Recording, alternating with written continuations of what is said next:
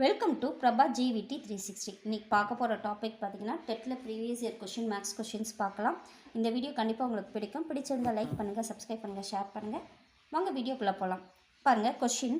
செவ்வக வடிவிலான 70 மீட்டர் மற்றும் 52 மீட்டர் பரிமாணம் கொண்ட களத்தில் ஒரு மூலையில் ஒரு குதிரை மேய்வதற்காக 28 மீட்டர் நீளம் கொண்ட கயிற்றினால் கட்டப்பட்டுள்ளது.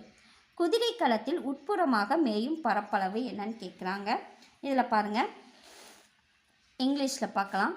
A horse is tethered to one corner of a rectangular field of dimension 70 meter by 72 meter by a rope 28 meter long for grazing. How much area can horse graze inside? அப்படின்னு கொடுத்துருக்காங்க. இதில் என்ன கொடுத்துருக்காங்கன்னா,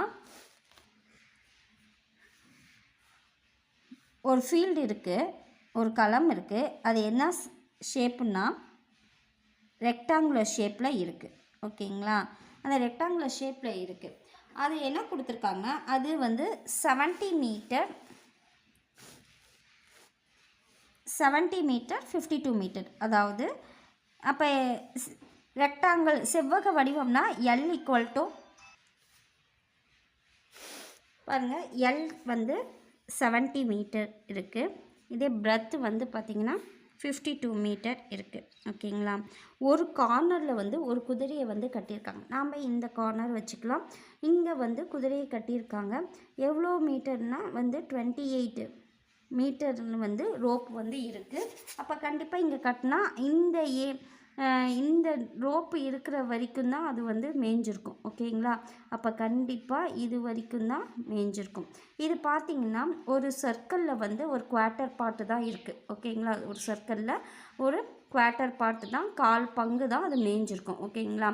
இப்போ என்ன கேட்குறாங்கன்னா, அது மேய்ஞ்ச இது சாப்பிட்ருக்கு இல்லைங்களா, இந்த ஏரியாவோட பரப்பளவு கேட்குறாங்க. இந்த ஏரியா எவ்வளோன்னு கேட்குறாங்க. அப்போ கண்டிப்பாக இது என்ன ஷேப்புன்னு பார்த்தீங்கன்னா, ஒரு சர்க்கிளில் ஒரு குவார்ட்டர் பார்ட்டு தான் வந்து இந்த ஷேப்பு.